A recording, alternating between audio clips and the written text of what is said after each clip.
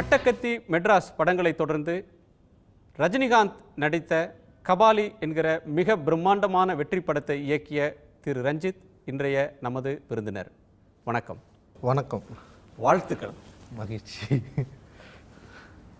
இந்த படம் வணிக படமா அரசியல் படமா அப்படின்ற கேள்வி இருக்கு. ரஞ்சித்தோட படமா ரஜினிகாந்தோட படமா அப்படின்ற கேள்வி இருக்கு. அந்த கேள்விகளுக்குள்ள போறதுக்கு முன்னாடி கபாலி யார்? கபாலி அப்படின்றத பற்றி நம்ம டெக்ஸ்ட் வந்து ரொம்ப முக்கியமானது. எனக்கு கபாலி எப்படின்னு அறிமுகம்னா வந்து தமிழ் சினிமாவில் தான் எனக்கு கபாலிகள் வந்து அறிமுகமானாங்க. ஏன்னா கபாலிகள் வந்து பொதுவாக வந்து தமிழ் சினிமாவில் கெட்டவங்களாக இருப்பாங்க, அடியாட்களாக இருப்பாங்க. ஃபஸ்ட்டு படங்கள்லேருந்து பார்த்திங்கன்னா வந்து ஆதிகால நம்ம அந்த சினிமாவிலேருந்து பார்த்திங்கன்னா கபாலிகள் வந்து பொதுவாக சென்னை மொழி பேசுவாங்க. அவங்க வந்து அடியாட்களாக இருப்பாங்க, பொண்ணு தூக்கின்னு சொன்னா தூக்கின்னு வருவாங்க, அந்த மாதிரி வந்து பயங்கரமாக பண்ணிட்டுருப்பாங்க. அந்த மாதிரி கபாலிகள் இருந்து அப்புறம் மிடில் வந்து கபாலிகள் எல்லாமே வந்து காமெடியன்களாக மாறினாங்க. நீங்கள் சில படங்களில் கூட வந்து காமெடியன்களாக வந்து வச்சுருப்பாங்க அப்படின்ற மாதிரி தோணும். அதுக்கப்புறம் வந்து நான் பொதுவாக ஏன் கபாலிகள் வந்து இப்படி எனக்கு இந்த சினிமா பண்ணணுன்னு யோசிச்சதுக்கப்புறமே வந்து நான் சிலது வந்து ஆராய்ச்சி பண்ணுறப்போ வந்து பொதுவாக தமிழ் சூழலில் எளிய மக்களுடைய நிலை என்னவாக இருக்குது, அவங்களுடைய கல்ச்சர் இங்கே என்னவா சொல்லப்பட்டிருக்கு அப்படின்னு பேசுகிறப்போ நான் அது சம்மந்தமான தொடர்ந்து அது சம்மந்தமாக நான் வந்து ஆராய்ச்சி பண்ணிட்டு அது சம்மந்தமாக யோசிச்சுட்டு தான் இருந்தேன். அப்போ தான் வந்து மொழி சம்மந்தமாக, நிலம் சம்மந்தமாக, உடை சம்மந்தமாக, அப்புறம் பெயர் சம்மந்தமாக, பேச்சு வழக்குகள் சம்மந்தமாக இங்கே எவ்வளோ தமிழ் சினிமாவில் ஒரு அடக்குமுறை இருக்குது அப்படின்றது. ஏன்னா வந்து அடக்குமுறை அப்படின்னு கூட சொல்ல முடியாது. அது வந்து என்னென்னா அவங்க தெரிஞ்சு செய்கிறாங்களா தெரியாமல் செய்கிறாங்களா கிடையாது. அவங்க வந்து இவங்கன்னா இப்படி தான் அப்படின்ற ஒரு டெக்ஸ்ட் இருக்குல்ல, அந்த விஷயத்தை வந்து நான் கண்டுபிடிச்சேன். நான் அதை உடைக்கணும்னு சொல்லிட்டு எனக்கு வந்து தோணுச்சு. அந்த உடைக்கிறதுல தான் வந்து மெட்ராஸோடைய நிலம் சம்மந்தப்பட்டு பேசுறதா இருக்கட்டும், அட்டகத்தி சம்மந்தமான வாழ்வியல் சம்மந்தமாக பேசுறதா இருக்கட்டும், கபாலியோட பெயர் சொல்லா இருக்கட்டும், இது எல்லாமே அங்கேருந்து தான் வருது. கபாலிகள் வந்து இப்போது ஒன்றும் இல்லை, எனக்கு ஒரு போஸ்ட் பார்த்தேன். என்னென்னா முன்னெல்லாம் வந்து எங்கள் அப்பா பேரை வெளியே சொல்கிறதுக்கே நான் ரொம்ப பயப்படுவேன். ஏன்னா எங்கள் அப்பா பேர் வந்து கபாலி. ஆனால் இப்போ வந்து நான் ரொம்ப கபாலின்னு சொல்லிட்டு ரொம்ப பெருமையாக பேசிட்டு சுற்றுறேன். எங்கள் அப்பா பேர் கேட்டாலே நான் வந்து கபாலின்னு சொல்லி சுற்றுறேன்னு சொல்லிட்டு எனக்கு ஒருத்தர் வந்து மெசேஜ் அனுப்பிச்சிருந்தாரு. இன்னொன்று என்னென்னா வந்து ஒரு பையன் ஏரியாவில் ஒரு பையன் பேர் வந்து கபாலின்றப்போ வந்து அவனை எல்லாருமே முதல்ல வந்து கிண்டல் பண்ணிட்டுருப்பாங்களே. இப்போ வந்து என்னென்னா இந்த படம் வந்ததுக்கப்புறம் வந்து அவனை கபாலிடான்னு சொல்லிட்டு ரொம்ப பெருமிதமாக சொல்கிறதா வந்து நான் கேலிக்குரியதாக இருந்த ஒரு பொருளுக்கு ஒரு பெருமிதத்தை தேடி தந்ததா சொல்கிறீங்க. ஆனால் என்னோட கேள்வின்றது கபாலின்ற ஒன்றை ஏன் தேர்ந்தெடுத்தீங்க? கபாலியின் தேர்ந்தெடுத்ததுக்கு காரணமே அதுதான். இது வந்து ஏன் வந்து இந்த பெயர்கள் வந்து வில்லன்களுக்கும் கேலிக்குரிய பெயர்களாகவும் ஏன் இருக்குது, ஏன் மற்ற பெயர்கள் மாதிரி இப்போ வந்து நிறைய பேர் சுந்தரபாண்டியன்லேருந்து நிறைய பேர்கள் இருக்குது. இப்போ இந்த பேர்கள்லாம் ஏன் வந்து பயங்கரமாக இருக்கிறப்போ நமக்கு இந்த பெயர்கள் ஏன் வந்து இப்படி இருக்குது அப்படின்னு யோசிக்கிறப்போ இந்த பெயர்களை நம்ம வந்து மீளுருவாக்கம் செய்யணும், இது வந்து ஹீரோக்களுடைய பெயர்களாக நான் மாற்றணும் அப்படின்ற மாதிரி நான் நினச்சேன். அப்படி தான் வந்து கபாலின்னு வச்சேன். அப்புறம் கபாலியை பற்றி யோசிக்கிறப்ப தான் வந்து அது புத்தருடைய டெக்ஸ்டாக மாறுது. புத்தருக்கும் வந்து கபாலத்தில் உணவு கொடுத்தாங்க, அதனால் கபாலன் அப்படின்ற ஒரு பெயர் இருக்குதா கேள்விப்பட்டேன். கபாலின்றது வந்து அங்கேருந்து ஆரம்பிக்குது அப்படின்னு கூட சொல்லலாம்.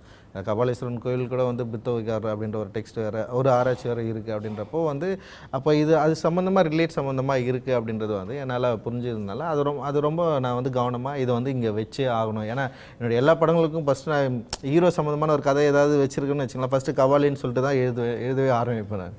அது வந்து ப்ரொடக்ஷன் கம்பெனியில் போயிட்டு இது பேர் பழசாக இருக்குது அதுன்னு சொல்லி ரெடியெல்லாம் இருக்கிறப்போ ரஜினி சார் கபாலி வந்து உங்களுடைய முதல் முயற்சி இல்லை, தொடர்ந்து சில படங்களுக்கு. ஆமாம், இப்போ ரஜினி சார் கிட்ட வந்து நான் ஃபஸ்ட்டு வந்து நான் இந்த பேர் சொல்கிறப்ப கூட எனக்கு தயக்கம் இருந்தது. அதனால் ஒரு 3 டைட்டில் எழுதிட்டு இதை வச்சுட்டு எடுத்து போய் கொடுத்தேன். இதை படிச்சது கபாலி சூப்பராக இருக்குங்க அப்படின்னு சொன்னார். அதனால தான் அது. ஆனால் அவர் கபாலியோட அரசியல் தெரியுமா ரஜினிக்கு? கபாலி அதை கபாலீஸ்வரன் கபாலி அப்படின்ற இதில் இருக்கும். ஆனால் கபாலியோட அரசியல் அதுக்கப்புறம் நான் சார்கிட்ட வந்து நான் பேசினேன், இது வந்து இப்படி பயன்படுத்துவாங்க, இப்படி வந்து இருந்தது சார் இது அப்படின்னு அவர்கிட்ட நான் சொன்னேன். நான் இல்லை, எளிய மக்களை ஒடுக்கப்படுறவங்கள அல்லது கேலிக்குரியவங்களா சித்தரிக்கப்படுறவங்கள ஹீரோக்களாக உருவாக்கணும், அந்த மீட்டு உருவாக்கம் செஞ்சு அவங்களுக்கு ஒரு பெருமிதத்தை தேடி தரணும் அப்படின்றது உங்களோட அரசியலாக இருக்கலாம். அந்த அரசியலுக்கு ரஜினி எப்படி எதிர்வினையாற்றும்? ரஜினி சார் வந்து இஸ் வெரி கம்ஃபர்டபுள். அவர் வந்து என்னென்னா மெட்ராஸ் படம் பார்த்துட்டு தான் இந்த படமாக என்னை கூப்பிட்டாரு. மெட்ராஸ் படத்தோட பிரச்சனையும் அவருக்கு தெரியும். அப்போ அப்படின்றப்போ வந்து இந்த படம் ஏன் கூப்பிட்றேன் நான் தெளிவாக சொன்னேன், இந்த மாதிரி மக்களோட பிரச்சனை, இந்த மாதிரி அப்ரஸ் கம்யூனிட்டியோட பிரச்சனை, இதை பற்றி தான் நம்ம பேசணும், அதுலேருந்து ஒரு தலைவன் வரும், அவனுடைய பேர் இந்த பேர் அப்படின்றப்போ வந்து அதை அவர் அவ்வளோ சூப்பராக புரிஞ்சு அவ்வளோ சப்போர்ட் பண்ணியிருக்காரு இந்த படத்தில். எனக்கு மனப்பூர்வமாக அவர் இணங்கி தான் செஞ்சிருக்காரு, அவர் தெரியாம இதுக்கு ஒத்துக்கிட்டாரு அப்படின்னு சொல்ல முடியாது. ரஜினியை வந்து ரஞ்சித் பயன்படுத்தி கொண்டார் அப்படின்னு சொல்ல முடியாது. நான் புக்கு கொடுத்துட்டேன், நான் என்னுடைய திரைக்கதை புத்தகம் வந்து கொடுத்துட்டேன். ஒவ்வொரு டைலாக்கும் வந்து நான் ஏற்கனவே எழுதி அதில் இருந்தது தான் நம்ம வந்து அங்கே போயிட்டு ஸ்பாட்லேயே பேசினோம். அவர் ஃபுல்லாக படிச்சுட்டார். அவர் படிச்சுட்டார். தானு சாருக்கு நான் கொடுத்துட்டேன். அவங்களுக்கு யாருக்குமே தெரியாமல் எந்த ஒரு டெக்ஸ்ட்டையும் வந்து எதையும் நான் உள்ளே வைக்கவே இல்லை. எல்லாருக்கும் தெரிஞ்சு இதுதான் கதை, இதுதான் டைலாக், இதுதான் விஷயம் அப்படின்னு சொல்லி தான் நான் படமே எடுத்தேன். கபாலி ஒரு சீரியஸான ஒரு அரசியலை பேசுகிற ஒரு படமாக இருக்கும். அதோட டெக்ஸ்ட் ஆரம்பத்திலேருந்து நீங்கள் எடுத்த கதைக்களம், அதில் பேசுகிற வசனங்களில் இருக்கக்கூடிய கூர்மை, வன்முறை நீங்களாக பார்த்தா அதில் வந்து ஒரு சீரியஸான அரசியல் இருக்குது. ஆனால் அந்த அரசியல் படத்தை ரஜினிக்காக நீங்கள் சில இடத்துல சமரசம் பண்ணியிருக்கீங்க, அதில் சில நீக்குப்போக்காக சில காட்சிகளை இலகுவாக்கியிருக்கீங்க, அந்த அரசியலோட அடர்த்தியை குறைச்சிருக்கீங்க அப்படின்னு சொல்லலாமா? அடர்த்தி கிடையாது. இந்த படத்துக்கு என்ன தேவையோ நான் அதை வந்து பண்ணியிருக்கேன் அப்படின்னு தான் சொல்ல முடியும். இது வந்து அதிகப்படியாக பண்ணியிருந்தா தான் வந்து இது இன்னும் வந்து இது வந்து துருத்திக்கிட்டு இருக்கிற மாதிரி. எனக்கு பிரச்சாரத்தில் வந்து நம்பிக்கையே கிடையாது. ஏன்னா வந்து இத்தனை ஆண்டு காலமாக பிரச்சாரம் செஞ்சு எந்த ஒரு மாற்றம் நிகழப்போ இது வந்து என்னென்னா உளவியல் ரீதியாக அவனுக்குள்ளே போகணுன்றது. நம்ம வந்து இதெல்லாம் பிரச்சாரம் செய்யாத உளவியல் ரீதியாக நிறைய விஷயங்கள் நடந்திருக்குது. பாம்பு பால் குடிக்கும்னு சத்தியமாக நமக்கு எல்லாருக்குமே தெரியும். பாம்பு பால் குடிக்கும் சின்ன வயசுலேருந்தே நமக்கு தெரியும். புத்துக்கு வந்து இன்னி வரைக்கும் பால் ஊற்றிட்டு இருக்காங்க. ஆனால் பாம்பு பால் குடிக்கவே குடிக்காது. இந்த உளவியலை இது யார் கிரியேட் பண்ணுது அப்படின்னா இந்த ஊடகங்கள் வந்து மிக முக்கியமான ரோல் பண்ணுது. கதையும் சரி, நம்ம நம்பிட்டு இருக்க கதைகள், அப்புறம் படங்களில் காட்டினது, இது எல்லாமே சின்ன வயசுலேருந்து நம்ம பார்க்குறப்போ இது வந்து அவன் பிரச்சாரமாக கூட பயன்படுத்தலை, ஒரு நம்பிக்கை வழியாக இது வந்து சொல்லிட்டு போகிறான். அப்போ இதை வந்து நான் என்ன பண்ணேன்னா நம்பிக்கை வழியாக உளவியல் ரீதியாக அவனுக்குள்ளே கொண்டு போகணுன்னா இது வந்து டெக்ஸ்ட்டை வந்து பிரச்சாரமாக கொண்டு போகாமல் கதைகள் வழியாக கதாநாயகர்கள் வழியாக கதை சொல்கிற இடங்கள்லாம் நான் மாற்றுறப்போ இது வந்து அவங்களுக்குள்ளே போகும் அப்படின்ற ஒரு நம்பிக்கை தான் எனக்கு. இது வந்து அதிகம். அதனால தான் நான் வந்து அந்த காட்சிகளை எனக்கு தேவையான இடங்களை கூட நிறைய டைலாக் கட் பண்ணிவிட்டு இது இங்கே தேவையில்லை, அவசியமே இல்லை, எந்த இடத்துல தேவையோ அங்கே மட்டும் பேசினா போதும் தான் நான் நிறைய கண்ட்ரோல் பண்ணியிருக்கேன். நிறைய டைலாக்கை தூக்கியிருக்கேன். படம் எடுத்து சார் பேசி நிறைய டைலாக்கை எடிட் பண்ணியும் தூக்கியிருக்கேன். நான் என்ன அப்படி முக்கியமான டைலாக்ஸ் எடிட் பண்ணியிருக்கேன்? நிறைய இருக்கு, எனக்கு தெரியலையே இப்போது. இல்லை, ரொம்ப பிரச்சாரத்தில் நம்பிக்கை இல்லை அப்படின்னு சொல்கிறீங்க, அதே நேரத்தில் ஒரு அரசியலை பேசணும் அப்படின்னு சொல்கிறீங்க. பிரச்சார நெடி இல்லாமல் ஒரு அரசியலை பேசணும் அப்படின்றதுக்கான தேவை இன்னைக்கு தமிழ் சமூகத்தில் இருக்குன்னு நினைக்கிறீங்களா? நிச்சயமாக இருக்குது. இங்கே வந்து என்னென்னா நீங்கள் பிரச்சாரம் அப்படின்றதே வந்து என்னென்னா ஒருத்தனை வந்து என்ன சொல்கிற மூல செலவை அதுக்கெல்லாம் நம்மளுடைய கோபம் எல்லாத்தையும் வச்சு ஓப்பனாக பேசுகிறது ஒன்று, அதை வந்து கேட்குறவனுடைய எதிர்வினை ஆட்டுறது ஒன்று இருக்குது. அதை மீறி இவர் பேசிகிட்டே இருப்பார், அவங்க கேட்டுகிட்டே இருப்பாங்க. நான் அது எனக்கு தேவையே இல்லை, நான் டிஸ்கஷன் பண்ணணும்னு நினைக்கிறேன். ஒரு உரையாடலை நிகழ்த்தணும்னு நினைக்கிறேன். இந்த உரையாடல் தான் இது வரைக்கும் நிகழாமலே இருக்குது. நீ நானும் உட்காந்து பேசணும்னு நான் விருப்பப்படுறேன். நீங்க யாரு, நான் யார், நீங்க பேச விரும்புகிற உரையாடல் எது? அதான் அடிமைப்படுத்துறவன், அடிமைப்பட்டு கிடக்கிறவன், 2 பேர் தான். வர்க்கம், முதலாளி, தொழிலாளி. பெண் அடிமைப்படுத்துறவன், பெண்கள், இது மாதிரி எல்லாமே. இப்போ சிறுபான்மைக்கு எதிராக செயல்படுறவன் சிறுபான்மையினர். எல்லா மட்டத்திலையும் நான் சொல்கிறேன், ஒடுக்கப்பட்ட எல்லா மட்டத்திலையும் நான் சொல்கிறேன். இந்த உரையாடலை 2 பேருக்குமான உரையாடலாம் மாறணும். அழுத்தப்படுறவன், அழுத்துறவன், 2 பேருக்குமான உரையாடல் நிகழணும். 2 பேரும் உட்காந்து பேசணும். இந்த படம் வணிக படம் அப்படின்னு சொல்லணுமா, இது ஒரு அரசியல் படம்னு புரிஞ்சுக்கணுமா? படம்னு சொல்லணும். இது எனக்கு வணிக படம், அரசியல் படம், அவர் சின்ன படம், பெரிய படம், கலைப்படம், வணிக ரீதியான படத்தில் உடன்பாடே கிடையாது. இது ஒரு படம். இந்த படத்தை நீ பார்க்குறப்போ உனக்கு என்ன மாதிரியான உணர்வு உனக்கு கிடைக்குதோ அதை நீ எடுத்துகிட்டு போ, கிடைக்கலையானா நீ அங்கேயே விட்டு போ. அதுதான். நீங்கள் உரையாடல் நிகழ்த்தணும் அப்படின்னு ஒன்று சொல்கிறீங்க. உரையாடல் அப்படின்னு சொல்லும்போதே ஒரு பிரச்சனை இருக்குது, அதை பேசி தீர்க்கணும். அது என் பிரச்சனை. அந்த உரையாடல் வந்து என்னுடைய பிரச்சனை. நான் வந்து பேசணும்னு நினைக்கிறேன். நான் பேசுகிறப்போ அவனை கனெக்ட் பண்ணலைன்னா நான் தோல்வி அடைஞ்சிட்டேன்னு அர்த்தம். அப்போ நான் கனெக்ட் பண்ணுறதுக்கு நான் ட்ரை பண்ணிகிட்டே இருப்பேன். அது எனக்கு புரியுது. அது உரையாடணும், உரையாடி அதை பேசி தீர்க்கணும் அப்படின்றது உங்களுடைய முனைப்பு அல்லது முயற்சி அல்லது இலக்கு அப்படின்னு சொல்ல வரீங்க. ஆனால் ஒரு 21ஆம் நூற்றாண்டில் சமூகத்தில் எல்லாமே ஒரு தீர்ந்துருச்சு, சமூகத்தில் வந்து பற்றி எரிகிற பிரச்சனைகள் அப்படின்னு ஒன்று இல்லை, ஏறத்தாழ ஒரு சமத்துவத்தை இந்த சமுதாயம் எட்டிடுச்சு அப்படின்னு பார்க்கிற ஒரு பார்வை இருக்கிற நேரத்தில் இந்த உரையாடல் அவசியமா? ஐயோ, இது யார் சொன்னது? உங்களுக்கு சமத்துவமே கிடையாது. இது ஈக்குவலிட்டி இல்லாத ஒரு நாடு, ஈக்குவலிட்டி இல்லாத ஒரு இடம். நிச்சயமாக வந்து அந்த சமத்துவம் என்பது இது வந்து உளவியல் சிக்கல் தான். நம்ம வந்து கண்ணில் வந்து பார்க்குற வியூ வேறு, ஆனால் உள்ளுக்குள்ளே இருக்கிற உணர்வு வேறு. எல்லாருமே சாதி அடிப்படையில், மத அடிப்படையில் பிரிவினைவாதிகளாக தான் இருக்கிறோம், உணர்ச்சி வசப்பட்ட ஆட்களாக தான் இருக்கிறோம். உங்களை உணர்ச்சி வசப்படுறதுக்கு எனக்கு ஒரு சொல் போதும். நீங்கள் வந்து ஒரு மதத்தில் இருக்கிறீங்களா, உங்கள் மதத்தையோ இங்கே எதையோ வந்து நான் தப்பாக பேசினா நீங்கள் உடனே முன்னாடி வந்து நிற்பீங்க, என்னை சண்டை போடுவீங்க. இதில் எங்கேருந்து வந்து சமத்துவம் இருக்குது, எங்கேருந்து உரையாடல் இருக்குது? நம்ம யாருமே வந்து ஈக்குவலிட்டியில் எந்த இதுலையுமே எல்லாமே உணர்ச்சி வசப்பட்ட ஆட்களாகவே இருக்கும். ஏதோ ஒரு கொள்கையின் அடிப்படையில், ஏதோ ஒரு மத சித்தாந்தின் அடிப்படையில், சாதி சித்தாந்தின் அடிப்படையில் உணர்ச்சி வசப்பட்ட ஆற்றலாக இருக்கிறப்ப அந்த உணர்ச்சியை எனக்கு கிள்றதுக்கு ஒரு சொல் போதும். அந்த ஒரு சொல் வந்து உங்களை கொல்ற அளவுக்கு, இந்த உலகத்தை அழிக்கிற அளவுக்கு அது மாறதுக்கான எல்லா வாய்ப்பும் இருக்குது. தமிழ்நாட்டில் இருக்கிற அல்லது இந்திய சூழலில் இருக்கிற ஒரு ஒடுக்குமுறை அல்லது சாதிய ஏற்றத்தாழ்வு, சுரண்டல் அப்படின்ற ஒன்றை நேரடியாக இங்கே சொன்னால் சிக்கலாகும் அப்படின்றதுனால நீங்கள் மலேசிய கதைக்களத்தை தேர்ந்தெடுத்தீங்களா? அப்படி கிடையாது. நான் வந்து கோவா ஷூட் போகிறப்போ, வெங்கட் பிரபு சார்கிட்ட ஒர்க் பண்ணேன். கோவா ஷூட் போகிறப்போ 35 நாள் அங்கே இருந்தேன். அப்போ ஒரு கதை சொல்லி, கதை வந்து நம்ம ட்ராவல் பண்ணுறப்போ எங்கெல்லாம் கிடைக்குதோ அதெல்லாம் பற்றி தான் நம்ம யோசிப்போம். நான் அப்போ யோசித்த கதை தான் இது. அந்த டைமில் அங்கே இருக்கிற தமிழர்கள், அங்கே இருக்கிற தமிழர்களுடைய லைஃப், ஏன் இவ்வளோ தமிழர்கள் மலேசியாவில் இருக்காங்க, நீங்கள் எங்கே போனாலும் தமிழர்கள் இருப்பாங்க.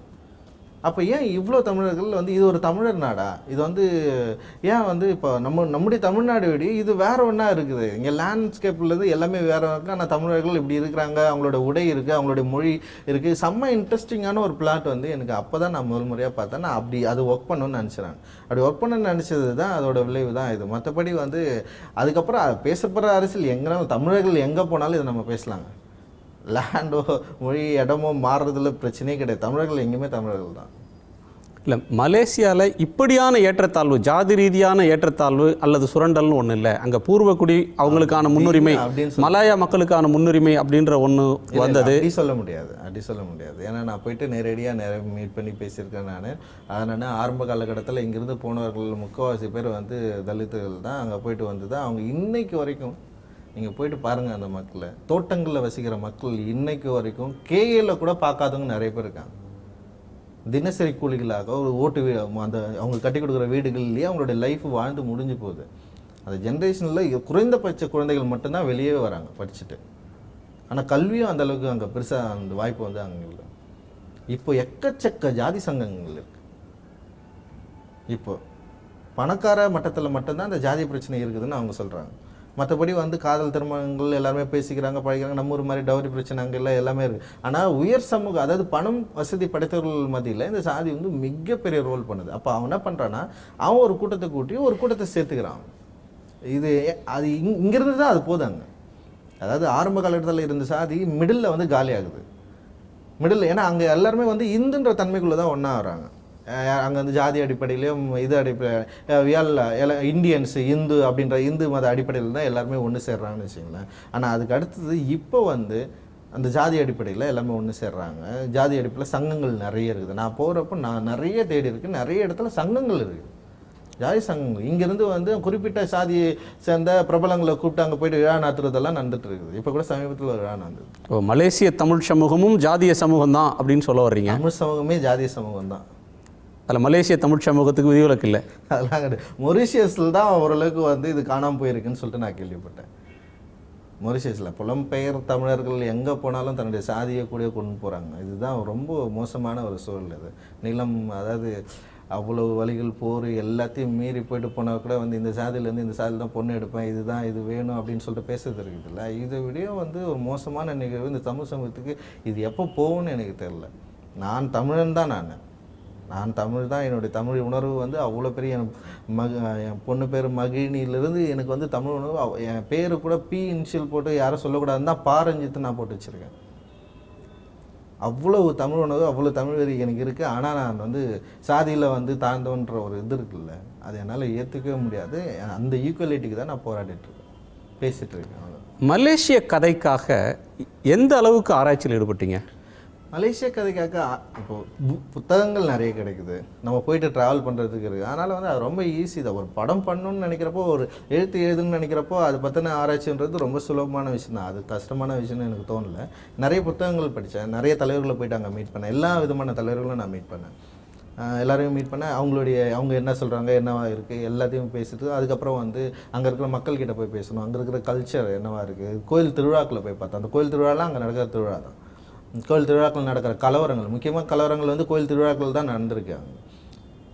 அதை போய் பார்த்துருக்கோம். அப்புறம் மக்களுடைய உணவு சம்மந்தமாக, எல்லாம் சம்மந்தமாக, லேண்ட் சம்மந்தமாக, அப்புறம் தோட்டங்களில் நடக்கிற வந்து அரசியல் வந்து எல்லாத்தையும் வந்து கொஞ்சம் ரிசர்ச் பண்ணி தான் இது வந்து பண்ணணும். மலேசிய தமிழர்கள் அப்படின்றவங்களுடைய வாழ்க்கையை இந்த படம் எந்த அளவுக்கு யதார்த்தமாக பிரதிபலிச்சிருக்கு அப்படின்ற ஒரு கேள்வி இருக்குது. பொதுவாக ஒரு ரஜினி படம் அப்படின்னு வந்தால் அதில் ஒரு மசாலா தன்மை இருக்கும், வணிகத்தன்மை இருக்கும், வெற்றி பெறதுக்காக சில கலவைகளை சேர்ப்பாங்க. உங்கள் படம்ன்றது ஒரு யதார்த்தத்துக்கு நெருக்கமான படத்தை எடுக்கிறது அப்படின்றத ஒரு பாணியாக நீங்கள் கடைபிடிச்சிட்டு வரீங்க. நீங்கள் ஒரு அரசியலை பின்பற்றினாலும் இந்த படம் மலேசிய தமிழர்களுடைய வாழ்க்கையை எந்த அளவுக்கு யதார்த்தத்தோடு பிரதிபலிக்குது? இதில் யதார்த்தம் கம்மி. மலேசிய தமிழர்களுடைய டெக்ஸ்ட்டு அவங்களுடைய இதை தான் நான் பயன்படுத்திருக்கிறேன். முழுசாக என்னால் கொண்டு வந்து முடிஞ்சதுதான் முடியாது. ஏன்னா வந்து அந்தளவுக்கு நான் இப்போ மெட்ராஸ் நான் எடுத்தேன்னா வந்து அதோட யதார்த்தத்தை இன்னும் எல்லாத்தையும் எனக்கு தெரியும். ஒரு சின்ன விஷயம் கூட வந்து என்னால் ஒரு பேச்சு வழக்கு எப்படி முடிக்கணுன்றது அளவுக்கு எனக்கு தெரியும். ஆனால் இதில் வந்து என்னென்னா வேறு ஒரு லாங்குவேஜ், வேறு ஒரு மொழி, வேறு எடுத்துகிறப்போ லேண்ட்ஸ்கேப், நான் இதில் வந்து லேண்ட்ஸ்கேப்பு, உடை, அப்புறம் சில விஷயங்கள் இது எல்லாத்தையும் ஃபஸ்ட்டு வந்து நான் கரெக்ட் பண்ணேன். அதுக்கப்புறம் கடைசியில் தான் மொழிக்கு போனேன். அப்போ வந்து மொழி போகிறப்போ மொழி என்னால் ரொம்ப ரொம்ப ரியலாக என்னால் கொண்டு வர முடியல. அப்புறம் நம்ம எடுக்கிறது வந்து தமிழ் மிகப்பெரிய வந்து இங்கே தான் வந்து ஒரு பாப்புலரான ஒரு வியூவர்ஸ் இருக்கிறப்போ வந்து இவங்களுக்கான அந்த மொழி சிக்கல் வரக்கூடாது அப்படின்ற ஒரு பயம் நமக்கு இருந்ததுனால வந்து மேக்ஸிமம் முக்கியமான சில வார்த்தைகளை மட்டுமே மையமாக வச்சு யதார்த்தத்துக்கு கொஞ்சம் நெருக்கமாக போனே தவிர முழு அளவு யதார்த்தத்துக்குள்ளே நான் போகல. இந்த படத்துக்கு வேணாம் நான் முடிவு பண்ணிட்டேன். ஆக்சுவலி யதார்த்தத்துக்கு நெருக்கமான படம் அப்படின்னு தான் சொல்லலாம். இது வந்து முழுமையான யதார்த்த படம் அப்படின்னு சொல்ல முடியாதுன்னு சொல்கிறீங்க. இப்போ நீங்கள் இந்த காட்சி, இதில் வரக்கூடிய வசனங்கள் இது எல்லாமே தமிழ்நாட்டை மையப்படுத்தி தமிழ்நாட்டில் இருக்கக்கூடிய ஒரு ஜாதிய ஏற்றத்தாழ்வு அப்படின்ற ஒன்றை இங்கே நேரடியாக சொல்ல முடியாத சூழலில் அந்த மறைபொருளாக அதை வைத்துக்கொண்டு நான் கோட் சூட் போட வேண்டாம், நான் கால் மேலே கால் போட்டு தான் உட்கார வேண்டாம், நான் ஆளை பிறந்தவன் அப்படின்னு சொல்கிறது இருக்குல்ல, அதுதான் இந்த படத்தில் ஒரு முக்கியமான ஒரு அம்சமாக பார்க்கப்படுது.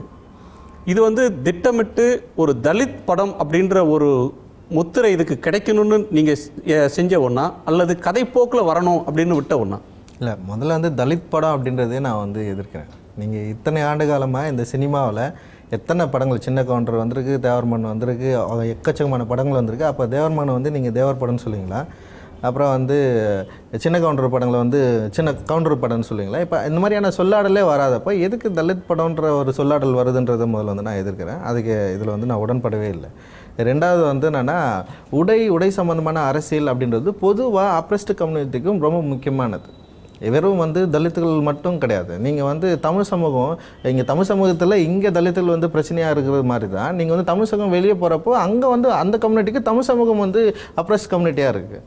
இதே தான் வெள்ளையர்களுக்கு வந்து எதிராக வந்து கருப்பர்கள் வந்து அப்ரோச் கம்யூனிட்டியாக இருக்கிறப்போ அப்போது அடிநிலை கீழ்நிலை இருக்கிற மக்கள் வந்து அவங்களுடைய உடை சம்மந்தமாக, மொழி சம்மந்தமாக, உணவு சம்மந்தம் எல்லாமே வந்து அவங்க வந்து அதை மீறுறப்போ அது வந்து பிரச்சனையாக தான் மாறும். இது வந்து வெறும் வந்து இவங்களுக்கு மட்டுமான பிரச்சனையாக நம்ம வந்து பார்க்கக்கூடாது. இது வந்து ஃபஸ்ட்டு இது ஒன்று. அதுக்கப்புறம் என்னென்னா இது எப்படி ரெண்டுத்துலையும் கனெக்ட் ஆகுது அப்படின்ற மாதிரி நம்ம யோசிக்கணும். இப்போ நீங்கள் வந்து மலேசியா தமிழர்களை பற்றி நீங்கள் எடுத்தீங்களா? மலேசிய தமிழர்களுடைய சூழலே அங்கே வேறு.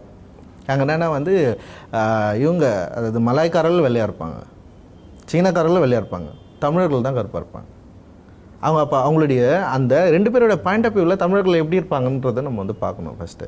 அப்போ அவங்கள பார்க்குறதே வந்து கருப்பாரகிறன்றதே இங்கே வந்து பிரச்சனை அப்படின்றப்போ கருப்பர்கள் அப்படின்னு தான் வந்து மலேசியா தமிழர்களை வந்து பார்க்குறப்போ அப்போ அவங்க அந்த கருப்பர்கள்ன்றதை காலி பண்ணால் அவங்களுக்கு ஈக்குவலாக மாறுறப்போ அவங்களோட உடை, அவங்களுடைய பழக்க வழக்கங்கள், நடவடிக்கைகள், உணவு எல்லாத்தையும் மீறுறப்போ அங்கே சிக்கல் வருது. இவங்கெல்லாம் இந்த மாதிரி இருக்கான், இவங்கெல்லாம் இந்த மாதிரி ட்ரெஸ் பண்ணுறான், இவங்கெல்லாம் அப்படின்றது தான் அங்கே ஒரு பொதுவான ஒரு பிரச்சனையாக அப்படி மாறுறப்போ அது இங்கே நம்ம ஈஸியாக அப்ளை பண்ணலாம். ஏன்னா இங்கே ஏற்கனவே இருக்குது. தமிழ் சமூகத்திலேயே வந்து ஒரு படிநிலையில் இருக்கிறப்போ கீழே இருக்கிறவங்க இப்படி போடக்கூடாது, கீழே இருக்கிற இப்படி இருக்கக்கூடாது அப்படின்றது தமிழ் சமூகத்திலையும் சரி இந்திய சமூகத்திலையும் இருக்கிறப்போ ஈஸியாக ரெண்டு பேருக்கும் வந்து பொதுவாக செட் ஆகுது அப்படின்ற மாதிரி நம்ம சொல்லலாம். இது வந்து நான் மெட்ராஸ்லேயும் வந்து இது மாதிரியான சில அரசியல் நம்ம பேசியிருக்கோம். இந்த படத்துக்கு இந்த இடத்துல நம்ம ஏன் முக்கியமாக பேசுகிறோம்னா அங்கே ரெண்டு பேரும் ஒட்டுமொத்த தமிழ் சமூகக்கும் இது வந்து தேவையாக இருக்குது. அங்கே இருக்கிற ஒட்டுமொத்த தமிழ் தேவையாக இருக்குது. அதே சமயத்தில் இங்கே யாருக்கு கனெக்ட் ஆகுதுன்னா ஒட்டுமொத்த தமிழ் சமூகம் கனெக்ட் ஆகணும். ஆனால் ஆகாமல் எதுக்கு வந்து தலிதல் மட்டும் கனெக்ட் ஆகுதுன்னு நான் கேட்குறேன். கேள்வி இல்லை, தமிழ்நாட்டில் எல்லா அரசியல் தலைவர்களும் போடுகிற உடை அப்படின்றது வேட்டி சட்டை. ஆனால் தலித் இயக்கங்களை பிரதிநிதித்துவப்படுத்துகிற தலைமையாக உருமாறி இருக்கக்கூடிய டாக்டர் கிருஷ்ணசாமியோ அல்லது திருமாவளவன் அவர்களோ ஒரு எப்போதும் ஒரு டிப்டாப்பாக சட்டை, கலர் சட்டை, கலர் பேண்ட்டு, இல்லை இது இதோட தொடர்பு இருக்கான்னு நான் கேட்கிறேன். ரெட்டமலை சீனிவாசன் அந்த காலத்துலேயே வந்து கோட்டு சுட்டு இதோட தான் வந்தார். அதுக்கப்புறம் வந்து அம்பேத்கர்லேருந்து எல்லாருமே உடை வந்து ரொம்ப முக்கியமான அரசியலாக இருக்குது. நீங்கள் வந்து குட்டி இளவரசன் நாவல் படிச்சிருந்தீங்களா? குட்டி இளவரசன் நாவலில் வந்து 2 பேருக்குமான ஒரு டிஸ்கஷன் நடக்கும். அந்த பாலைவனத்தில் தொலைஞ்சு போகிற அந்த கேப்டனுக்கும் அங்கே வர ஒரு குட்டி இளவரசனுக்குமான டிஸ்கஷனில் வந்து பேசுகிறப்போ குட்டி இளவரசன் சொல்லும், ஒரு கிரகம் ஒன்று வந்து கண்டுபிடிப்பான். அந்த கிரகத்தை கண்டுபிடிக்கிறதுக்காக அந்த கோல் வந்து கண்டுபிடிக்கிறோம். ஒரு விஞ்ஞானி வந்து ரொம்ப நாளாக ட்ரை பண்ணி அழுக்கான ட்ரெஸ் போட்டு பயங்கரமாக ஒரு மாதிரி ஆகிட்டு வந்து வெளியே வந்து மக்கள்கிட்ட சொல்கிறேன், நான் ஒரு கோல் வந்து கண்டுபிடிச்சிருக்கேன் அப்படின்னு சொல்கிறப்போ மக்கள் வந்து அந்த கோலை வந்து கண்டுபிடிச்சேன் அப்படின்னு சொல்லிட்டு அவன் சொல்கிறத எதுவுமே கேட்காம நடந்து போயிட்டுருப்பாங்க. அப்போ அந்த குட்டிகளை சொல்லுவான், நீ கோல் கண்டுபிடிச்சது பிரச்சனை இல்லை, யார் சொல்கிறான்றது தான் பிரச்சனை அப்படின்னு சொல்கிறப்போ பயங்கரமாக ட்ரெஸ் எல்லாம் பயமாக போட்டு அங்கே கோலே இல்லைன்னு சொன்னால் கூட உன்னை வந்து அங்கே மாமடா கோல் இருக்குன்னு சொல்லி பார்ப்பானுங்க அப்படின்னு ஒரு கவனத்தை ஏற்படுத்த ஒரு விஷயமா வந்து அந்த இடத்துல வந்து சொல்லுவேன். எனக்கு அது ரொம்ப பிடிச்சிருந்தது. எனக்கு அந்த இடம் வந்து அப்போ உடை வந்து ரொம்ப முக்கியமாக இங்கே வந்து நான் வந்து என்னுடைய பிரச்சனையை வந்து நான் பேசுகிறதுக்கு அப்படின்றது என்னுடைய வெளிப்புற தோற்றமும் ரொம்ப அவசியமாக இருக்குது அப்படின்றத வந்து நான் அந்த இடத்துல வந்து நான் இப்போ நான் அப்படி இருக்கிறேன்னா அப்படி கிடையாது. ஆனால் அந்த மாதிரி விஷயங்கள அந்த மாதிரி யோசனைக்குள்ளே இது வந்து இருக்குது அப்படின்றது வந்து ரொம்ப முக்கியமானது. நம்ம அப்படி கூட இதை வந்து நம்ம பார்க்கலாம். உடை அப்படின்ற ஒன்றில் மிடுக்கும் கம்பீரமும் வருது. ஒடுக்கப்படுறவங்க அல்லது உடை அணியறதுக்கு, நாகரிகமான உடை அணிவதற்கு உரிமை மறுக்கப்பட்டவர்களுக்கு அது அவசியமாகிறது அப்படின்ற பொருளை நீங்க சொல்றீங்க. ஆனா அந்த பேரில் நீங்க வைத்திருக்கக்கூடிய ஒரு வசனம், மகாத்மா காந்தி உடை அணியாம கோட் சூட் போடாம இருந்ததுக்கும் அம்பேத்கர் கோட்டு சூட்டு போட்டதுக்கும் அரசியல் இருக்குன்னு சொல்றீங்க. ஒரு பத்திரிகை இது தொடர்பாக, ஒரு முன்னணி பத்திரிகை இது தொடர்பாக எழுதின விமர்சனத்துல, தேவையில்லாமல் ஏன் மகாத்மா காந்தியை சீண்டுகிறீர்கள், அவர் அவமதிக்கிற வகையில் ஏன் வந்து கருத்தை வைக்கிறீங்க? மகாத்மா காந்தியை சீன்றது நம்முடைய நோக்கம் கிடையாது. உடை சம்மந்தமான விஷயம் பேசுகிறப்போ உடை இங்கே எவ்வளோ முக்கியமான ரோல் பண்ணுது அப்படின்னு ஒன்று இருக்குது. நான் வந்து சட்டையே போடாமல் இருக்கணுமா இல்லை சட்டையை நான் போடணுமா அப்படின்றது. சட்டையே போடாமல் இருக்கிறது வந்து எந்த விதத்தில் நியாயமாக இருக்கும், சட்டை போடுறது எந்த விதத்தில் நியாயமாக இருக்கும்னு சொல்லிட்டு ரெண்டு டெக்ஸ்ட்டை முன் வச்சு பேசுகிறப்ப சட்டை போடுறன்றது தான் உன்னுடைய வந்து அதிகாரத்தை வந்து நீ நோக்கி பாயறது, நீ வந்து மேலேருந்து வரதுக்கான ஈக்குவலிட்டி நோக்கி நகருது அப்படின்றது வந்து ரொம்ப முக்கியமான அம்சமாக எனக்கு பட்டது. அதனால தான் நம்ம 2 பேருடைய கோட்டை நம்ம வந்து இங்கே வந்து நம்ம பேசணும். ஏன்னா காந்தியடிகள் ஆரம்ப காலகட்டத்தில் தன்னுடைய உடையை இழந்துட்டு அவர் உடையெல்லாம் திறந்துட்டு வந்து வெறும் வெற்றுடம்போட வந்து கதராடைகளில் வந்து போட்டுட்டு அங்கே இருக்கிற எல்லாம் இயல்பு மக்கள் போல இருக்கணும் அப்படின்றது வந்து எந்த அளவுக்கு முக்கியமான அரசியலோ அதே அளவுக்கு உடை இல்லாதவன் உடை போட்டு மிடுக்கா திருநன்றதும் முக்கியமான அரசியல் நான் சொல்ல வரேன். நான் அந்த படத்தில் இன்னொரு அம்சம் வந்து ஒரு மிடுக்கான உடை, அது கூடவே வந்து ஒரு கம்பீரமான சோஃபா, அது வெவ்வேறு கலரில் வெவ்வேறு இடத்துல வெவ்வேறு கட்டத்தில் அந்த வந்தாலும் அது தொடர்ந்து அது நீடிச்சிட்டு இருக்கு. அது ஒரு அதிகாரத்தின் குறியீடா அதையும் சேர்த்தே கொண்டு வந்தீங்களா? உங்களுக்கு முன்னாடி உட்கார்றது ஒரு பெரிய அதிகாரம் தானே. நான் இன்னைக்கு அம்பேத்கர் வந்து அவருடைய வாழ்ந்த காலகட்டத்தில் சொல்லியிருக்காரு, என்னுடைய போராட்டம் என்பது இந்த ஆண்டாண்டு காலமாக இந்திய சமூகத்தில் அடிமை பெற்றிருக்கிற மக்களுடைய மனித மாண்பை மீட்டெடுப்பதற்கான போராட்டம். மனித மாண்பு என்னென்ன? ஈக்குவலிட்டி. அந்த ஈக்குவலிட்டி இன்னும் கிடைக்கவே இல்லை. அதுக்கான போராட்டம் தொடர்ந்து நடந்துனே இருக்கும் கிடைக்கிற வரைக்கும். அதுக்கு இந்த படம், இதில் நீங்கள் சொல்கிற செய்தி அப்படின்றது ஒரு சின்ன நகர்வையாவது ஏற்படுத்தியிருக்கும் நம்புறீங்களா? ஏற்படுத்திருக்கேன். அதனால் என்ன நிறைய பேர் திட்டுறாங்க, என்ன நிறைய பேர் திட்டுறாங்க, சாதி ரீதியாக கார்னர் பண்ணுறாங்க. ஜாலியாக இருக்குது அதெல்லாம் பார்க்குறப்போ. சரி, நம்ம ஏதோ ஒழுங்காக ஒரு வேலை செஞ்சுருக்கிறோம் அப்படின்னு தோணுது. இல்லை, ரஜினி படத்தில் இதுக்கு முன்னாடி வர்ற படங்கள் எல்லாமே ஒன்று பிரம்மாண்டமான வெற்றி அப்படின்னு வரும், இல்லை மோசமான ஃப்ளாப் படம் அப்படின்றதோட அது நின்றும். ஆனால் இந்த படத்துக்கு வந்து கபாலியை ஆதரிப்பவர்கள், கபாலியை எதிர்ப்பவர்கள், கபாலியை விமர்சிப்பவர்கள், கபாலியை புகழ்ந்து தள்ளக்கூடியவர்கள் அப்படின்னு இரு கூறாக பிரிஞ்சு நிற்கிறது மாதிரி தெரியுது. விமர்சனங்களும் கூர்மையாக வந்துகிட்டு இருக்கு இதில். அது குறிப்பாக உங்கள் மேலே ரஜினி படத்தை ரஞ்சித் இயக்கியிருக்க கூடாது, ஒரு குருவி தலையில் பனங்காயை வச்சுட்டாங்க, அவருடைய கதைக்களம்ன்றது ஒரு லோ பட்ஜெட் படங்கள் எடுக்கிறது தான் அப்படின்னு சொல்கிற அளவுக்கு முன்னணி பத்திரிகைகள் விமர்சனம் எழுதுகிற அளவுக்கு இந்த விமர்சனங்கள் வருது. இது காழ்ப்பு, இதனாலேயே நாங்கள் ரஞ்சித்தை ஆதரிக்கிறோம் அப்படின்னு சொல்கிற எழுத்தாளர்களையும் பார்க்க முடியுது. இந்த இரு கூறா நின்று இதை பார்க்குற பார்வையை நீங்கள் எப்படி பார்க்குறீங்க? எனக்கு நான் வந்து தெளிவாக தான் இருக்கிறேன். அட்டகத்திலிருந்து இது வரைக்கும் வந்து என்னுடைய படங்களில் நான் பேசுபடு பொருளாகவும் சில விஷயங்களை வந்து தொடர்ந்து பேசணும்னு சொல்லிட்டு நினச்சிட்டு இருக்கிறேன். அதை வச்சு தான் நான் பேசிட்டு இருக்கிறேன். மெட்ராஸ் படம் பார்த்துட்டு தான் வந்து ரஜினி சார் என்னை கூப்பிட்டாரு. நான் அதை வச்சு தான் நான் இந்த படத்துக்கே நான் போனேன். அப்படின்றப்ப என்னுடைய கொள்கைகள், நான் என்ன நினைக்கிறேன், நான் என்ன பண்ணன்றது தான் என்னுடைய யோசனை. அதுக்குள்ளே தான் நான் எல்லாத்தையும் கொண்டு வரணும்னு நினைக்கிறேன்.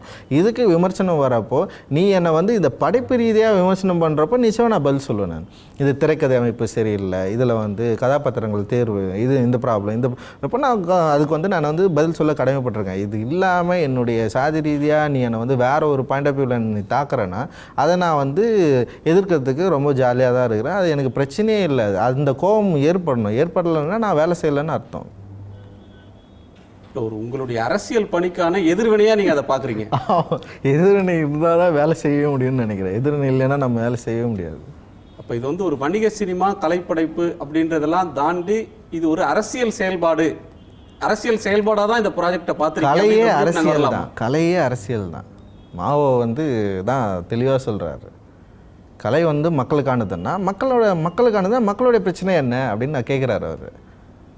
மக்கள் வந்து பயங்கர ஜாலியாக இருக்கிறாங்கன்னா பயங்கரம் அவங்களுக்கு ஒரு பயங்கரம் கலைப்படைப்பு கவித்தமாக ஒன்று கொடுத்துட்டு பார்ப்பா. அவங்க ஜாலியாக இல்லைன்னா அப்போ அந்த ஜாலியை நீ பேசு. ஜாலியாக இல்லைன்னு ஏன் பேசு? நீ கலையை அரசியலாக்குன்னு சொல்கிறாரு. நான் கலையை அரசியலாக்கணும்னு நான் நினைக்கிறேன். அவ்வளோதான். கலை என்பது அரசியல் தான். ஆர்ட் அண்ட் லிட்ரேச்சர் மட்டுமே தான் இந்த சமூகத்தை நல்வழிப்படுத்தும்.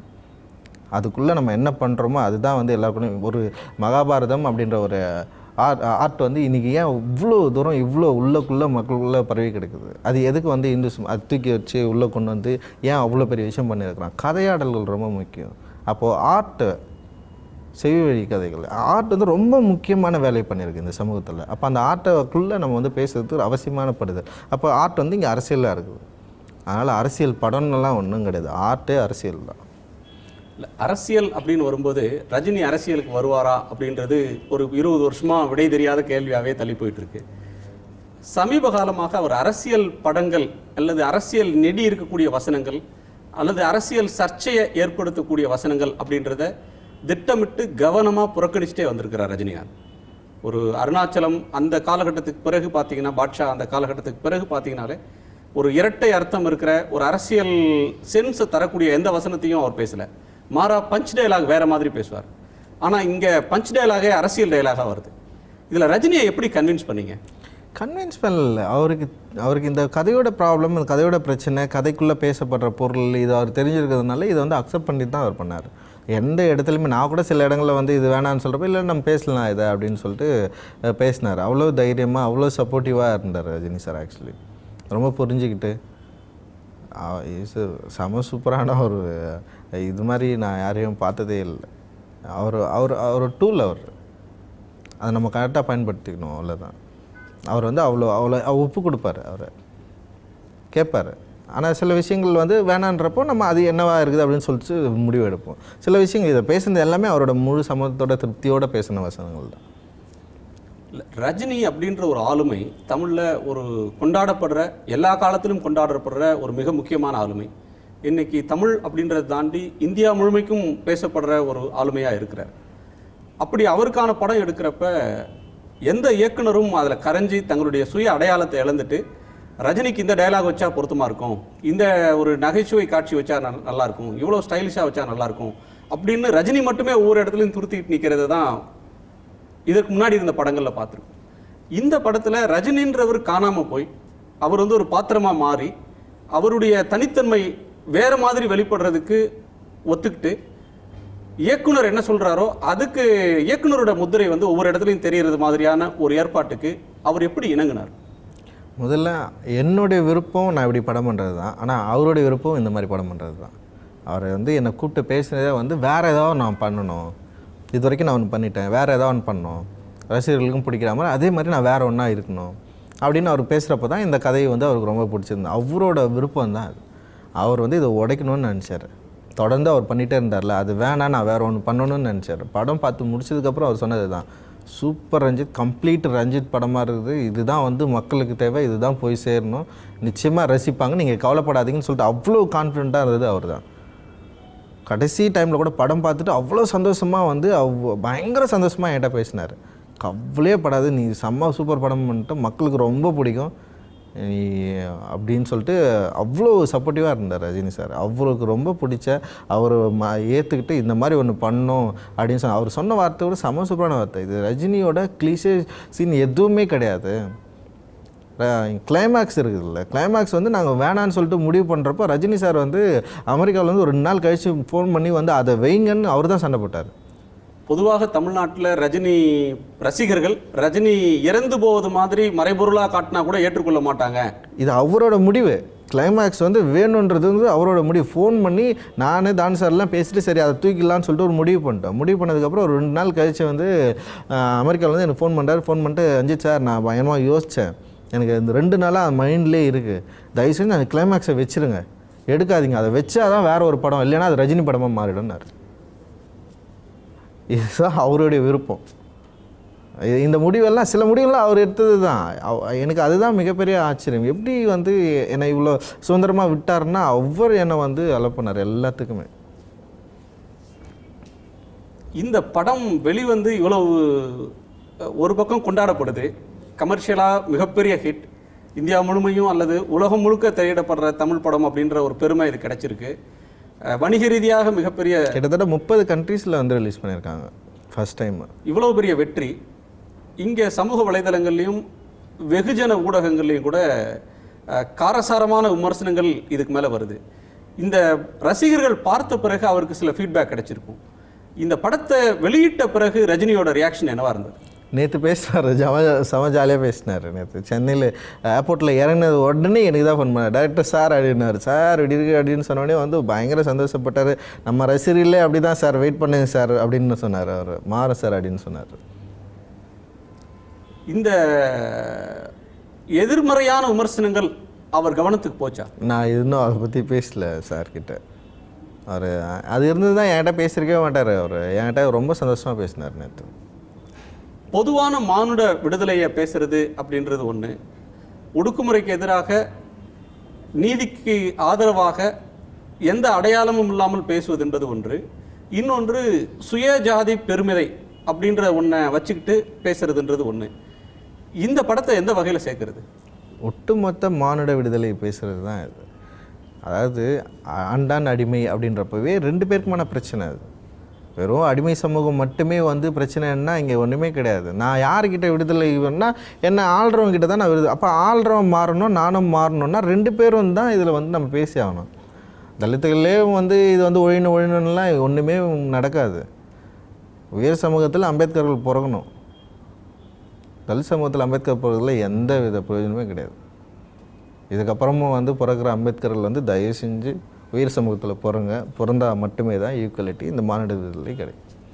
ஒரு அம்பேத்கர் படத்தை வைக்கிறது, ஒரு புத்தர் படத்தை வச்சிடுறது, சேக்வாரா படத்தை வச்சிடுறது, இப்படியான குறியீடுகள், சில இடங்களில் குறியீட்டு ரீதியான சில வசனங்கள், இதை பேசுறதுனாலேயே இது வந்து அடித்தட்டு மக்களுடைய அசலான பிரச்சனைகளை இந்த படம் பேசிடுச்சு அப்படின்னு சொல்ல முடியாது அப்படின்ற விமர்சனமும் உங்க மேல வைக்க முடியாது. இல்லை, இது பேசுறதுனால இது முழுக்க அடித்தட்டு மக்களோட பிரச்சனை பேசுறதெல்லாம் கிடையாது. அப்படி நான் ஏமாற்றவும் கிடையாது. என்னால் முடிஞ்ச அளவுக்கு சில விஷயங்களை என்னால் இந்த இடத்துல நான் பேசுகிறேன். அப்படி முழுமையாக பேசுகிற படங்கள் நான் எடுக்கணும்னு ஆசைப்பட்றேன், நான் எடுப்பேன். நான் என்ன மாதிரி எடுக்கணும்னு நினைக்கிறீங்க? அதில் என்ன மாதிரின்னா மக்களுடைய பிரச்சனையை பற்றி தான் பண்ணணும்னு நான் நினைக்கிறேன். ஏதாவது முக்கியமான பிரச்சனையை பற்றி எடுத்து பேசணும் அப்படின்னு நான் நினைக்கிறேன். புத்தர், அம்பேத்கர் இதுக்கு ஒரு குறியீடு இருக்குது. அதில் விவேகானந்தரும் இதில் வர்றார். அதுக்கு எதுவும் சிறப்பான காரணங்கள் எதுவும் ரஜினி இன்சிஸ்ட் பண்ணாரா? இல்லை, யாருமே பண்ணல.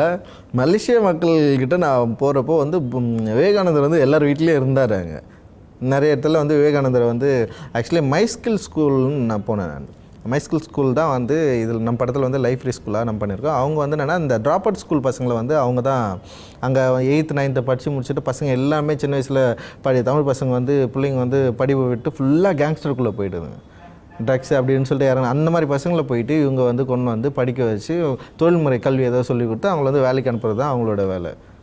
அந்த ஸ்கூலில் போகிறப்ப நான் பார்த்தேன். நான் சரி அதனால தான் அங்கே வச்சேன். நான் மலேசியாவில் பாதிக்கப்பட்ட மக்களுக்கு ஏதேனும் ஆறுதலாக அமைஞ்சிருக்குன்னு சொல்லலாமா? அல்லது இன்னொரு தரப்பில் விமர்சனம் என்ன வைக்கிறாங்கன்னு சொன்னால், தேவையில்லாமல் அங்கே கொண்டு சிக்கலை உருவாக்குறாங்க, மலேசியாவில் எல்லாரும் நிம்மதியாக இருக்கிறாங்க, அவங்கள்ட்ட வந்து பிரிவினை பேதம் இருக்கிறது மாதிரி ஒரு தேவையில்லாத சிக்கலை உருவாக்கக்கூடாதுன்றதுனால தான் நிறைய விஷயங்கள் இதில் பேசலை.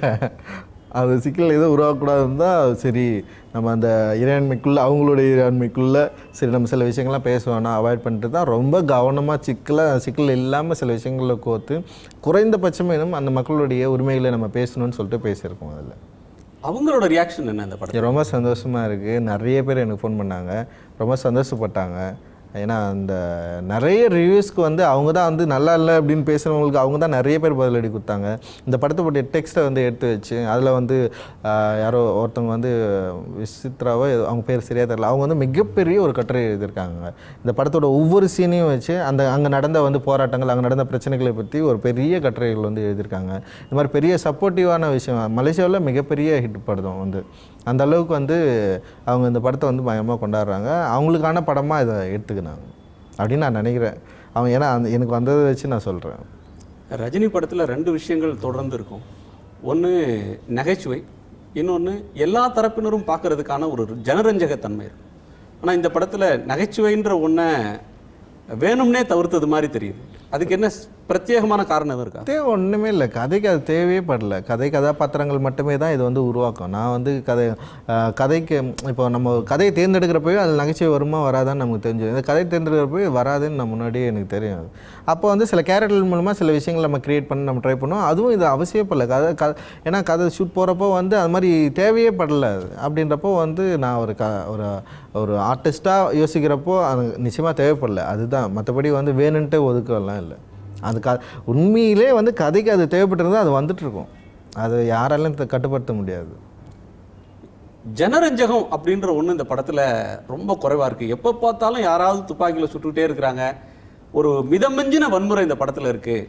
இது யதார்த்தத்துக்கு நெருங்கி வர்றதா இல்லை, இது ஒரு செயற்கையான ஒன்றாக இருக்குது அப்படின்ற ஒரு விமர்சனத்துக்கு என்ன பதில்? வன்முறை இல்லைன்றது, வன்முறை அதிகன்றது நான் ஒத்துக்கிறேன்.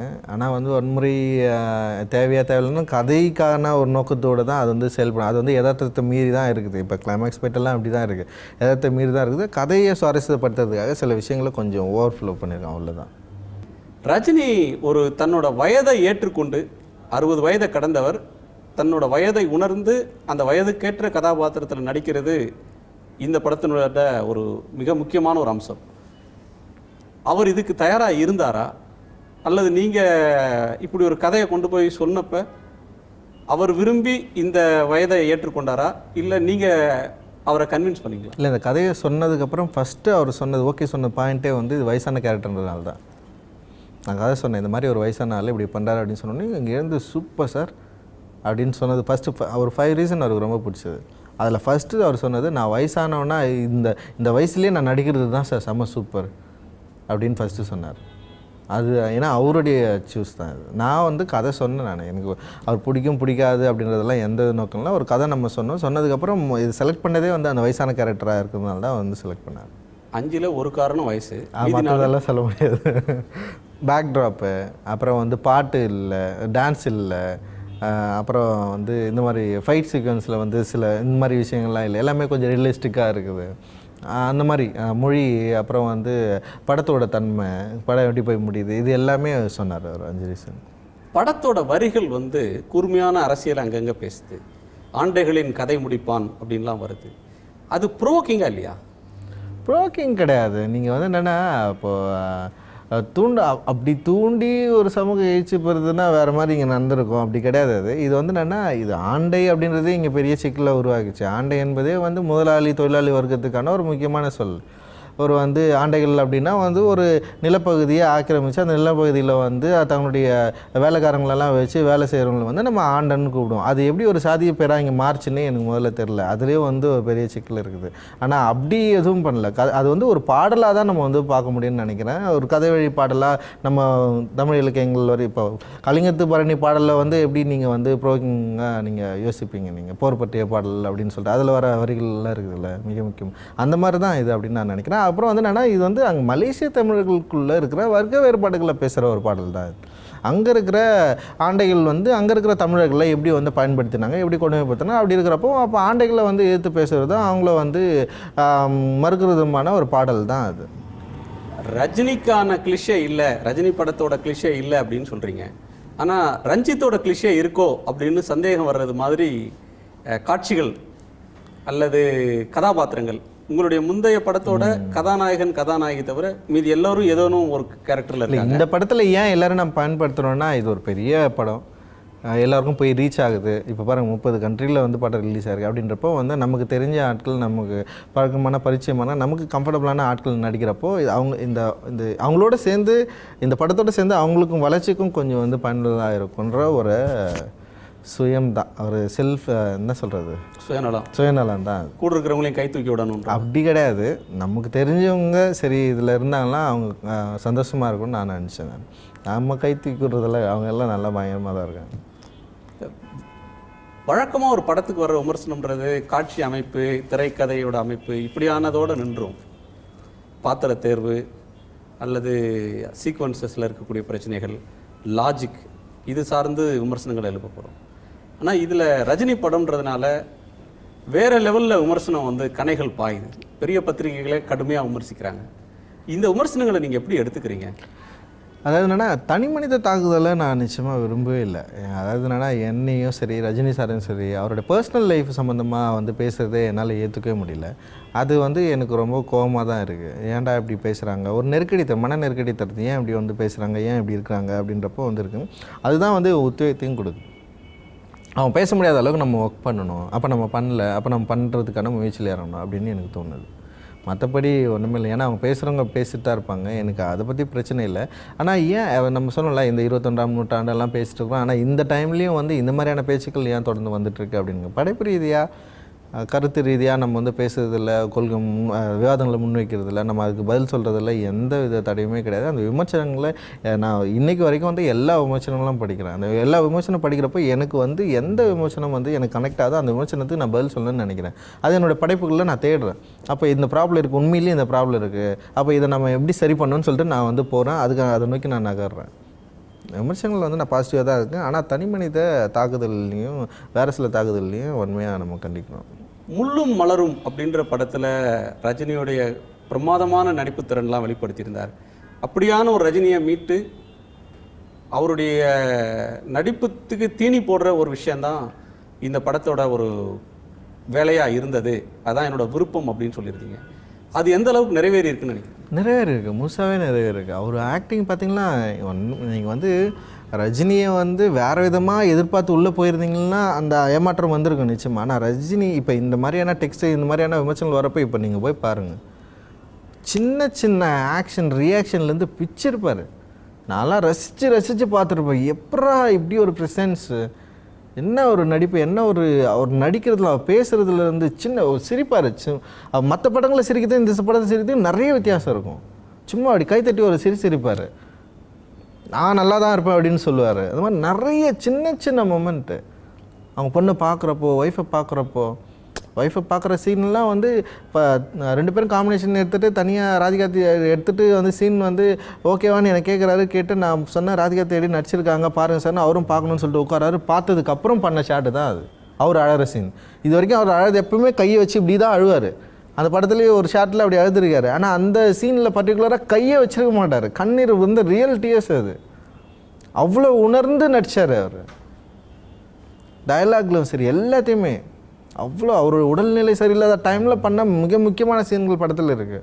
அவ்வளோ சிரத்தை எடுத்து இந்த படத்துக்கு வந்து நம்ம பண்ணி கொடுக்கணும்னு சொல்லிட்டு யோசிச்சு அவரோட ஆக்டராக நான் சொல்லுவேன், நீங்கள் பெரிய ஆக்ட்ரஸாக சொல்லுவேன். அவர் சொல்லுவார், சேச்சா என்ன சார் நீங்கள் வேறு, நமக்கெல்லாம் நடிக்கவே தெரியாது சார், ஏதோ ஃப்ளூக்கில் வந்துட்டேன்னு வர்றாரு. மக்கள் ஏதோ என்ன ஃப்ளூக்கில் கொண்டு வந்துட்டாங்க சார், எனக்கெல்லாம் நடிக்கவே தெரியாது சார். ஒன் மோர் கேட்டவொடனே சொல்லாது, டைரக்டர் சார் எனக்கு நடிக்க தெரியாதுன்னு சொல்லிட்டேன், நீங்கள் ஒன் மோர் கேட்குறீங்க பார்த்துக்குங்க அப்படின்னாரு. ஆனால் நான் வந்து போயிட்டு சார் இல்லை சார் இந்த சிட் பண்ணோம் சார் அப்படின்னு சொல்லிட்டு கேட்டு வாங்கி பண்ணது தான். அரசியல், அதிகாரம், மொழி, நிலம், உரிமை இதெல்லாம் பேசுகிறதோட சேர்ந்து நிறம்னு ஒன்று வருது.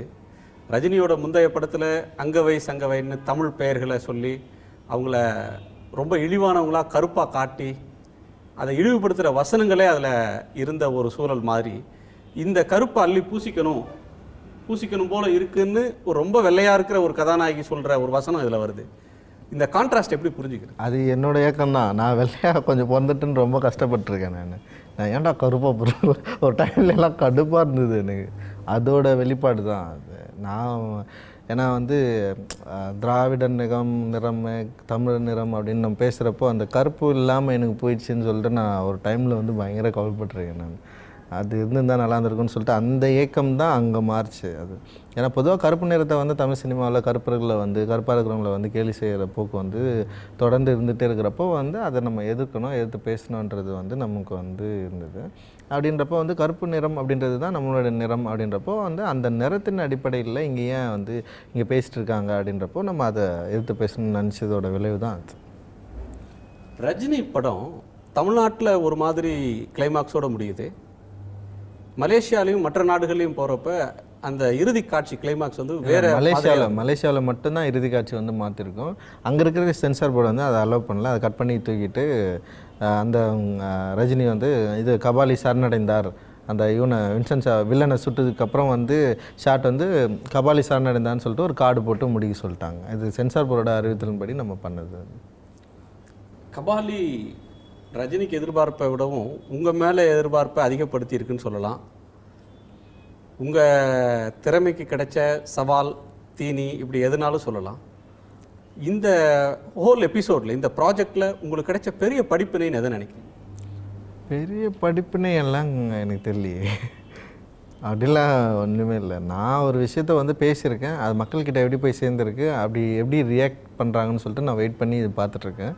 அப்படி இருக்கிறப்போ வந்து என்னோடய அடுத்த படம் வந்து சம்மந்தமாக இந்த படிப்பினை இப்போ எனக்கு என்னெல்லாம் கிடச்சிருக்கு அப்படின்னு வச்சுட்டு இதுக்கப்புறம் நான் திரும்ப இன்னொரு கதை எழுதுகிறப்போ அதில் வந்து என்னெல்லாம் பேசலான்னு சொல்லிட்டு நான் முடிவு பண்ணுவேன். அதுதான் வந்து என்னோடய ஃபஸ்ட்டு படத்துலேருந்து இந்த தொடர்ந்து அட்டகத்தியில் சில விஷயம் பேசினேன், அதுக்கு ஒரு சில ரெஸ்பான்ஸ் கிடச்சிது.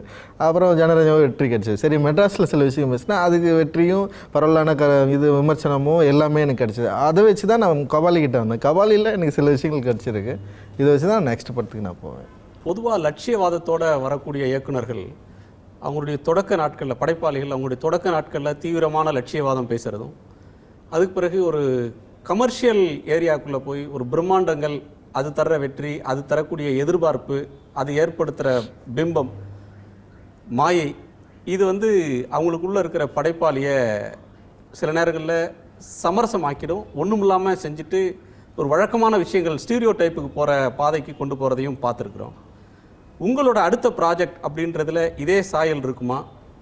நீங்கள் சினிமாவுக்கு காலடி எடுத்து வச்ச நாளில் ரஜினியை இயக்குவோம் அப்படின்ற எதிர்பார்ப்போடு நீங்கள் வந்தீங்களான்னு எனக்கு தெரியாது. இல்லை, இப்போ அந்த கட்டத்தை தாண்டி இருக்கீங்க.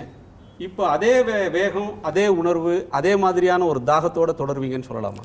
ஆமாம்மா, இன்றைக்கு வரைக்கும் வந்து ரோஹித் வெமுலாக்கள் தற்கொலை செய்கிற வரைக்கும் வந்து அது தொடர்ந்துனே தான் இருக்கும். பிஹெச்டி ஸ்காலரு அவன் செத்துட்டான்ல, தற்கொலை பண்ணிக்கணும், ஏன் பண்ணணும்? எவ்வளோ பெரிய வலியான ஒரு நேற்று ஒரு வாரத்துக்கு முன்னாடி கூட குஜராத்தில் வந்து மாட்டுத்தொல்லை எடுத்துகிட்டு போனதுக்காக வந்து 5 தலித்துகளை வந்து அடிச்சிருக்காங்க. மிகப்பெரிய எழுச்சி அங்கே உண்டாயிருக்கு. இது வந்து நிற்கிறதே கிடையாது. இது நிற்கிற வரைக்கும் நம்ம வந்து இதை பற்றி பேசிட்டு தான் இருக்கணும். அதுக்கப்புறம் ஒன்றே ஒன்று, நான் எதையும் கையில் கொண்டு வரவே இல்லை. எனக்கு வந்து மிகப்பெரிய பாரம்பரியமோ கலாச்சாரமோ நான் வந்து ஆண்ட பரம்பரையோ அதெல்லாம் எனக்கு ஒன்றுமே இல்லை. அதெல்லாம் இழந்தால் தான் நான் வந்து ஐயோ நான் இதெல்லாம் இழந்துட்டேன்னு வழியோட எனக்கு ஒன்றுமே கிடையாது. என்னுடைய ஒரே டூல் நான் மட்டும்தான், என்னுடைய உடம்பு தான் என்னுடைய டூல். உங்களால் முடிஞ்சால் என் உடம்பு அதுதான், அதை மீறி ஒன்றுமே கிடையாது. என் உடல் ஒத்துழைக்கிற வரைக்கும் வந்து நான் வந்து இந்த சமூகத்துக்காக, இந்த சமூக மாற்றத்துக்காக என்னால் முடிஞ்ச அளவு நான் பேசுவேன் என்னுடைய படைப்புகளில். இதுதான் நான். ரொம்ப நன்றி. உங்களுடைய நேரத்தை ஒதுக்கி எங்களோட பல விஷயங்களை பகிர்ந்துக்கிட்டீங்க. உங்களுக்கு மிக்க நன்றி. நன்றி, மகிழ்ச்சி.